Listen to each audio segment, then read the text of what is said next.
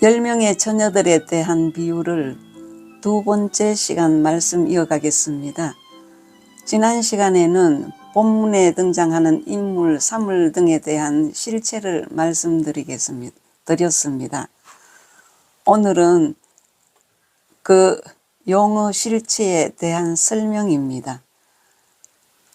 첫째는 신랑은 예수님이십니다. 신랑은 종말의 심판주로 오시는 예수님 그리스도이십니다. 요한복음 3장 29절 보겠습니다. 신부를 취하는 자는 신랑이나 서서 신랑의 음성을 듣는 친구가 크게 기뻐하나니 나는 이러한 기쁨으로 충만하였노라고 하셨습니다. 여기에서 신랑은 예수님입니다. 그리고 초림에 오신 예수님은 구원주였으나 종말의 때에 재림하여 오시는 예수님은 심판주입니다. 따라서 양과 염소가 확연히 갈라집니다. 신부로 거룩하게 잘 준비된 자들만이 신랑 대신 예수님을 맞이하여 함께 혼인잔치에 들어갈 수 있습니다. 마가복음 2장 19절 보겠습니다.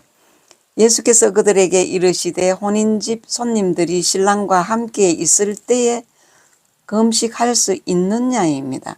신랑과 함께 있을 동안에는 금식할 수 없다고 했습니다. 여기서 신랑 예수님이십니다.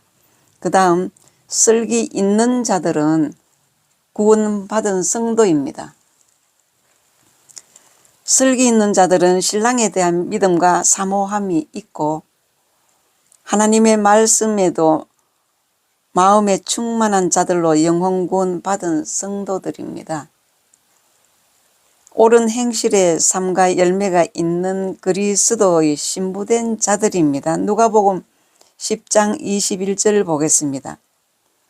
그때에 예수께서 성령으로 기뻐하시며 이르시되 천지의 주제이신 하나님이여 이것을 지혜롭고 슬기 있는 자들에게는 숨기시고 어린아이들에게는 나타내심을 감사하나이다.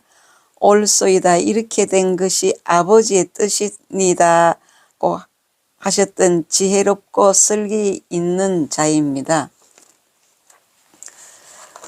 고린도후서 11장 2절입니다. 내가 하나님의 열심으로 너희를 위하여 열심을 내노니 내가 너희를 정결한 처녀로 한 남편인 그리스도께 드리려고 중매함이로다.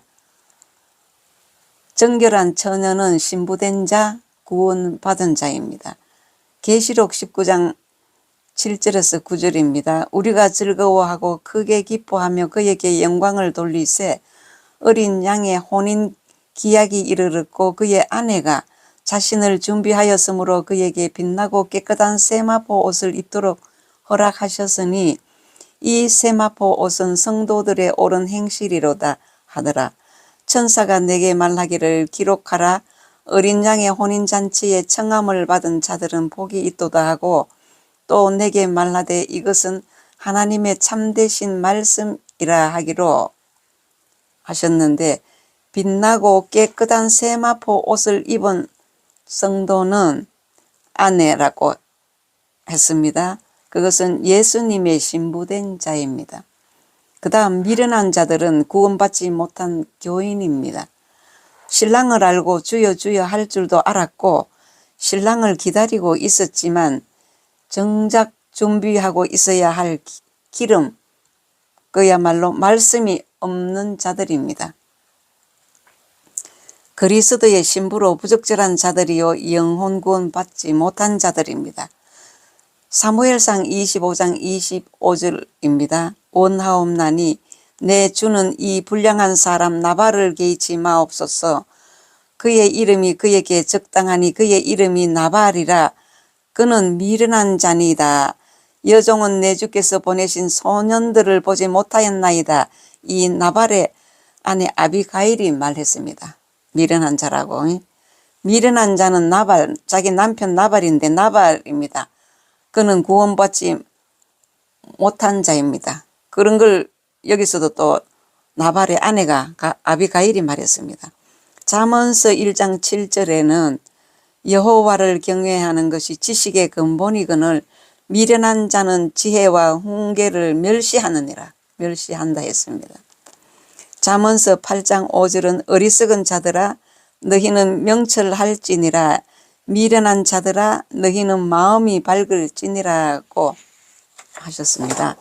로마서 1장 21절에는 하나님을 알되 하나님을 영화롭기도 아니하며 감사하지도 아니하고 오히려 그 생각이 허망하여지며 미련한 마음이 어두워졌나니 이 미련한 자와 어리석은 자는 미련한 마음의 소유자입니다.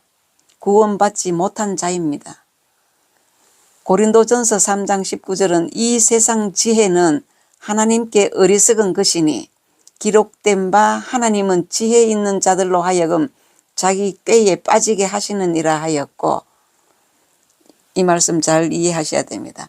어리석은 자는 20절에 보면 또 주께서 지혜 있는 자들의 생각을 헛것으로 아신다 하셨느니라. 어리석은 자를 말합니다. 자기가 지혜 있다고 생각하는 것들을 하나님께서는 헛것으로 생각하신다는 것 잘 기억하시기 바랍니다. 열처녀는 기본 충만수입니다.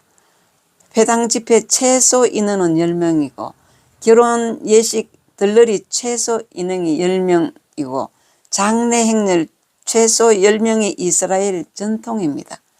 신랑을 알고 주여 주여 하고 부르지만 진짜와 가짜가 섞여 있습니다. 신구약 모든 성도들을 가리킵니다. 기다리는 것만으로는 부족합니다. 충분한 준비가 되어 있어야 합니다. 신랑이 신부를 데리러 온 잔치였습니다. 열처녀는 들러리였습니다. 성경은 말씀하고 있습니다. 마태복음 7장 21절에서 24절입니다. 나더러 주여 주여 하는 자마다 다 천국에 들어갈 것이 아니요 다만 하늘에 계신 내 아버지의 뜻대로 행하는 자라야 들어가리라.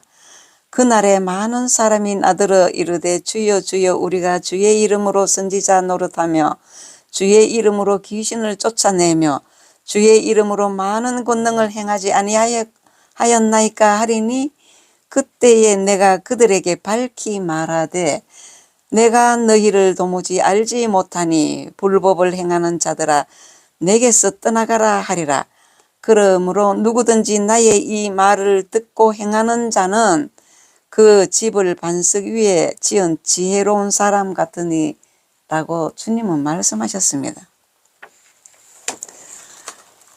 성경에서 말하는 10명, 100명, 1000명, 10,000명 숫자는 숫자의 의미로도 사용되지만 많다, 충만하다, 셀 수 없는 수의 의미로도 사용됩니다. 계시록 7장 9절입니다. 이 일 후에 내가 보니 각 나라와 족속과 백성과 방언에서 아무도 능히 셀 수 없는 큰 무리가 나와 흰옷을 입고 손에 종려 가지를 들고 보좌 앞과 어린 양 앞에 섰어 라는 이 말씀은 셀 수 없는 큰 무리라고 했습니다. 큰 무리를 말합니다. 숫자는 완전히 숫자의 의미로도 사용된다고 했습니다. 큰 무리도 숫자입니다. 불은 육체입니다. 등과 불은 불을 밝히는 도구로서 사람의 육체를 말합니다. 육체에서는 옳은 행실, 좋은 열매가 맺혀져야 합니다. 마태복음 5장 14절에서 16절입니다.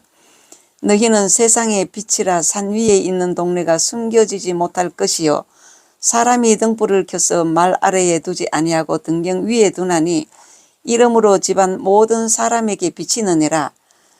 16절입니다. 이같이 너희 빛이 사람 앞에 비치게 하여 그들로 너희 착한 행실을 보고 하늘에 계신 너희 아버지께 영광을 돌리게 하라.